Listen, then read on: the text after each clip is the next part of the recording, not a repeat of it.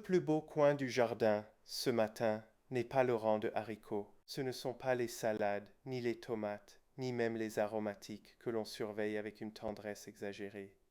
Le plus beau coin est un petit tapis de mauvaises herbes au pied du robinet secondaire, juste autour d'un raccord que personne ne regarde jamais. Elles sont vertes, épaisses, presque insolentes. Elles ont l'air d'avoir signé un contrat secret avec l'eau. C'est vexant, mais c'est utile. Quand des mauvaises herbes poussent beaucoup mieux que les plantes cultivées, le jardin donne parfois une information.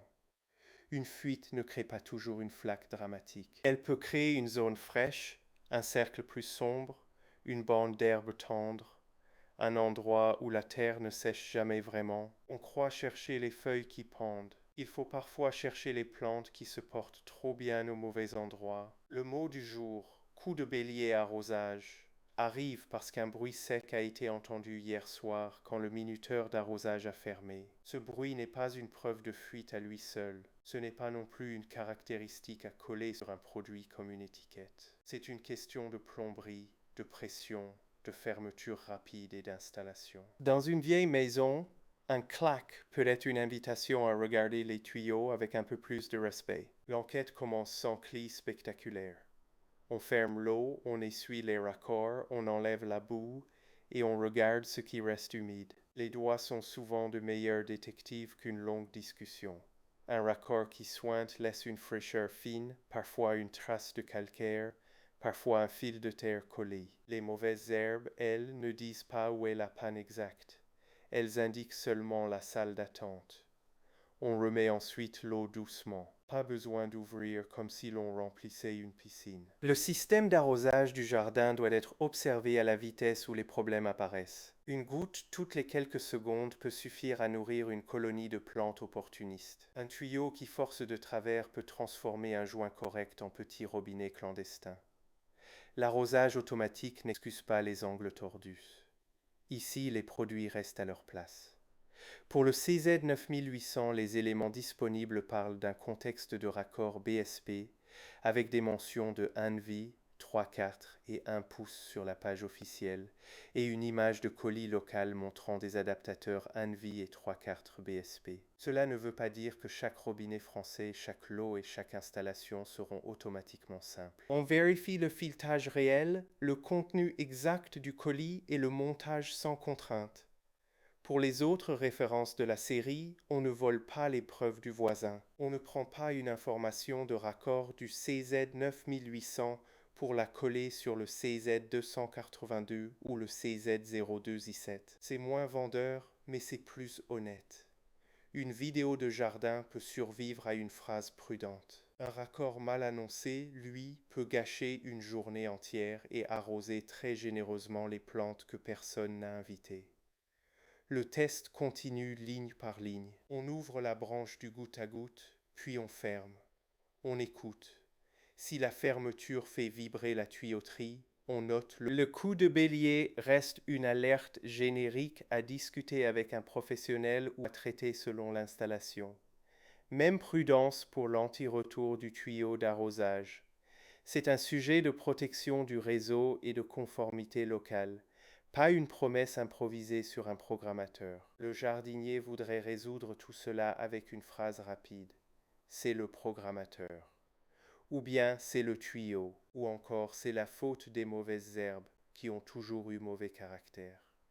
Mais un système d'arrosage aime les coupables multiples. Un tuyau tendu, un raccord un peu court, une fermeture trop brusque, une ligne posée dans une pente, une terre compactée autour du robinet. Chacun ajoute une petite pièce au puzzle. On change donc le décor avant de changer le matériel. Le tuyau est replacé avec une boucle souple. Le raccord ne porte plus le poids de la ligne. La zone de passage est dégagée pour que personne ne marche sur la jonction. On ajoute une note près du robinet. Vérifiez ce point après chaque modification. C'est une phrase terne. Elle a pourtant plus de valeur que beaucoup de grands projets d'arrosage écrits sous le soleil. Le minuteur d'arrosage est ensuite relancé sur une durée courte. On n'y cherche pas à prouver que tout est réparé pour l'éternité.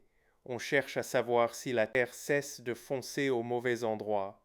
Le goutte à goutte doit humidifier la ligne de plantation, pas le pied du mur ni le couloir de service. Si le cercle des mauvaises herbes reste le plus heureux du jardin, l'enquête n'est pas finie.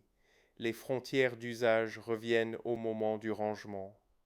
Un indice IP, quand il est vérifié pour un modèle, doit être lu avec précision. IPX5 signifie résistance aux éclaboussures, pas immersion et pas vie permanente dans une flaque.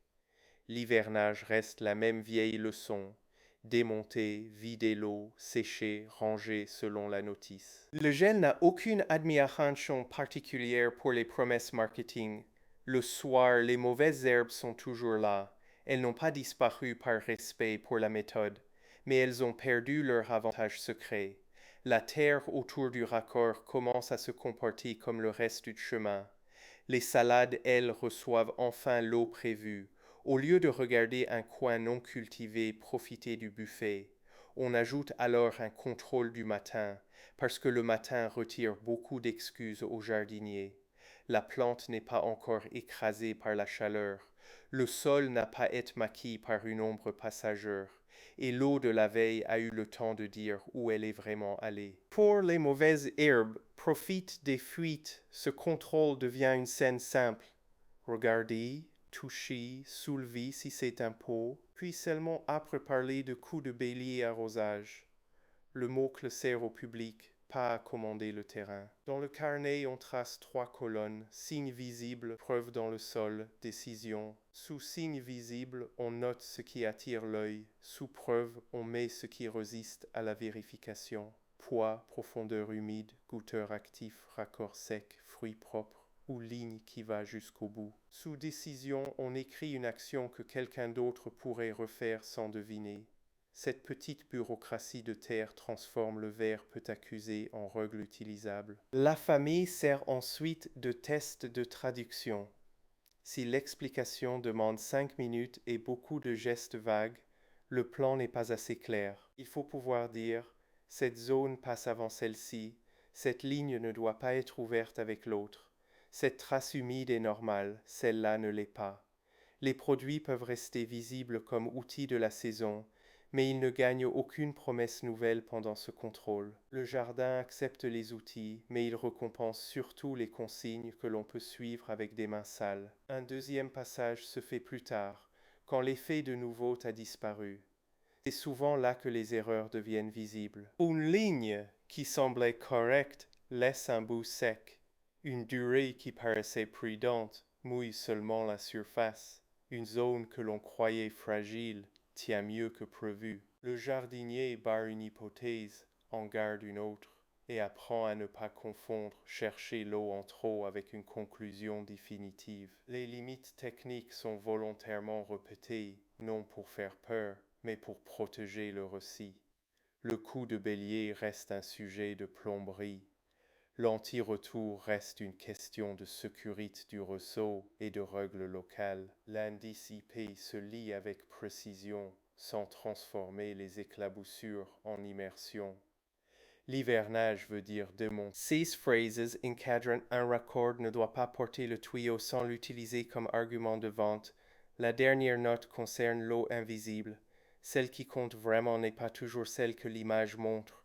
Elle est dans le poids retrouve, dans la tranche de sol plus sombre, dans le fruit qui reste propre, dans le bout de ligne enfin humide, ou dans l'absence d'une flaque près du raccord. Quand cette preuve invisible apparaît, le planning devient moins brillant et beaucoup plus fiable. C'est exactement le genre de progrès que la Terre accepte de signer. La leçon du jour est simple et un peu humiliante. Le jardin ne montre pas seulement les manques d'eau, il montre aussi les excès, les fuites, les cadeaux involontaires.